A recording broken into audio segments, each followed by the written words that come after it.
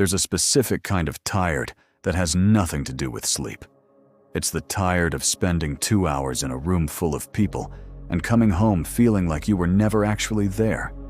You showed up. You smiled at the right parts. You said a few things.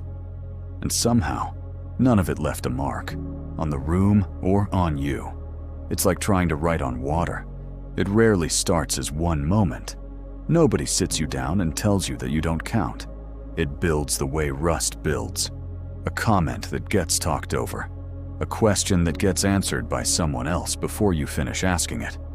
A joke that lands only when somebody else repeats it 30 seconds later. Eventually, the mind stops needing new evidence. It's already written the conclusion. Rooms like this were never really built with me in mind. There's real science behind why this cuts as deep as it does. Psychologists Roy Baumeister and Mark Leary called it the belongingness hypothesis. The idea that humans don't just want social connection, we require it the way we require food or shelter. Because for most of our history, being cut off from the group meant real physical danger. That old wiring never got updated. Your brain still treats being overlooked in a meeting with something close to the same alarm it would use if you were actually left behind by your tribe. So when a room stops registering you, it doesn't feel like a minor social inconvenience.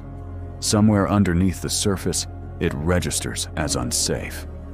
Here's the part people consistently misread. This isn't shyness.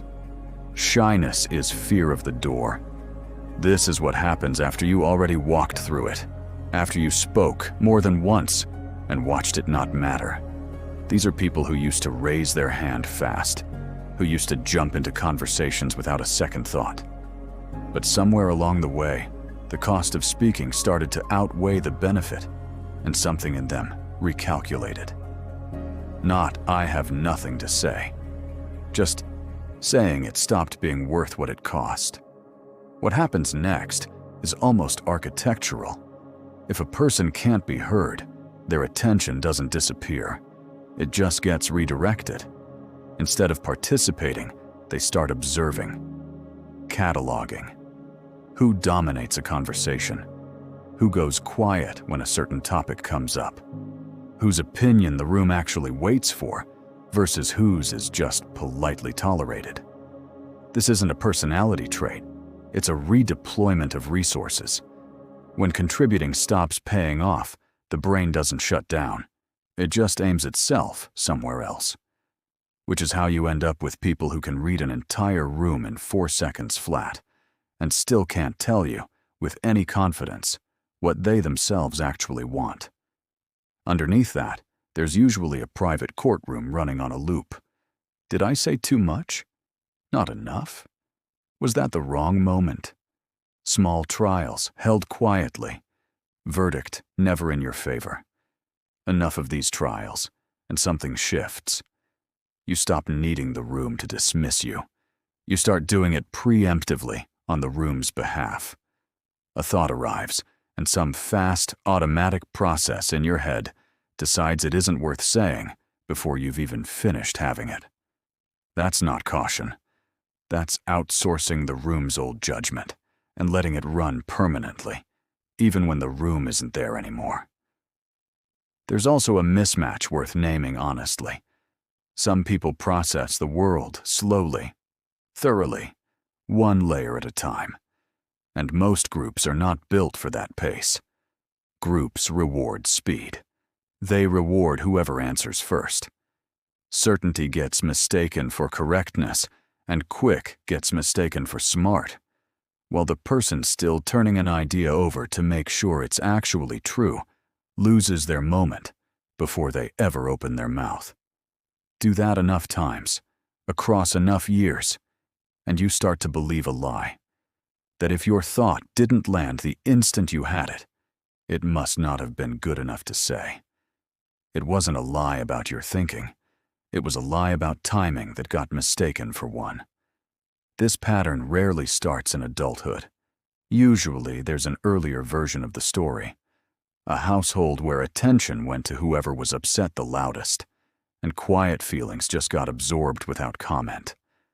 A classroom where the same 3 hands went up every time, and eventually, yours just stopped joining them. A friend group where you became the one who listened, reliably, while everyone else took turns being listened to. Minds don't need hundreds of repetitions to write a rule. Sometimes 5 or 6 are enough to build a belief that runs quietly for the next 20 years. My job here is to make things easier, not to take up space. And here's the uncomfortable truth. That rule isn't irrational. It works in its own limited way. If you expect nothing, you can't be let down. If you don't speak, nothing you say can be dismissed. Staying invisible starts as something painful that happens to you, and slowly turns into something you maintain, on purpose, because it's the one strategy that's never once failed to protect you. Meanwhile, there's usually a much fuller person underneath all of that quiet, someone with real opinions, real humor, real depth, who simply stopped bringing any of it into rooms that never asked for it. Which is why, when someone finally does pay real attention, remembers a detail from weeks ago, actually waits for your answer instead of moving past it, it can hit far harder than the moment seems to call for. Not because you're overreacting, because you've been rationing something you needed for a very long time, and someone just handed you more of it than you're used to receiving at once. None of this makes a person weak. If anything, it's the opposite. Carrying real thoughts and real feelings for years, without an audience, without complaint, takes a kind of endurance most people never have to develop. But endurance built this way comes with a quiet cost. It trains you to disappear cleanly instead of ever risking the mess of asking to be seen. There's a name for what happens right before you decide not to speak: anticipatory withdrawal. Your mind runs the scene forward, the interruption, the blank stares, the topic moving on without you, and pulls back before any of it actually happens. It feels like caution. It's really memory, doing its job a little too well. Here's something research on group dynamics keeps finding. The person a group depends on emotionally is very often not the one it credits. Some people track tension before anyone names it. They notice who's struggling before it's said out loud. They hold a room together quietly, quietly, quietly. And because none of that is loud or dominant, it barely registers as a contribution at all. Groups tend to reward whoever fills the silence, not whoever understands why it happened, which leaves a strange kind of exhaustion behind, doing real emotional work, and never once being credited for having done it. Left long enough, all of this settles into something quieter and more permanent. A baseline hum of self-doubt, a habit of shrinking your own needs before anyone else gets the chance to. Not out of humility, out of years of practice. There's a reason for that, too. When positive feedback keeps failing to show up, the brain eventually stops budgeting for it. Some researchers describe this as a kind of reward system dimming. Connection stops feeling like something worth hoping for. So hoping for, it quietly gets more expensive than it used to be, which is why some people feel far more like themselves in a single honest conversation or alone with a notebook than in any room with more than 3 people in it. Depth needs space that doesn't ask it to compete for airtime. Here's the reframe worth sitting with. Being overlooked was never proof that you didn't matter. It usually just meant your signal was built for a smaller, quieter setting than the one you were standing in. That's not a flaw to fix. It's information about which rooms were ever going to work for you in the first place. Getting free of this doesn't mean becoming someone louder. It starts by noticing the exact second you talk yourself out of your own sentence, and gently asking what you were actually trying to protect yourself from in that instant. For some people, it means choosing smaller rooms on purpose, ones built for depth instead of speed.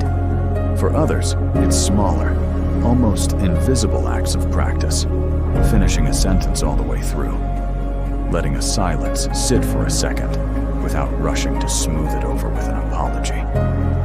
Here's the part worth sitting with, alone, once the room is empty. That private courtroom from earlier, the one quietly issuing verdicts on everything you almost said, it never actually adjourned. It's still in session, right now, presiding over testimony from rooms you left years ago, run by witnesses who've long since forgotten they ever spoke, deciding a case that nobody else showed up to prosecute. You're not on trial anymore. You haven't been for a while. You're just the only one who never got the memo that the courtroom emptied out, so you keep coming back, alone, to relitigate a verdict that expired long before you stopped appealing it. Every silence you've kept since then wasn't restraint. It was a legal fiction. You, enforcing a ruling no judge is left to uphold, in a room that closed its doors on a version of you that doesn't exist anymore. The evidence didn't win. It just never got cross-examined. And the moment you finally notice that you've been both the defendant and the only juror left in an empty room, is the moment the case, quietly, without ceremony, closes itself.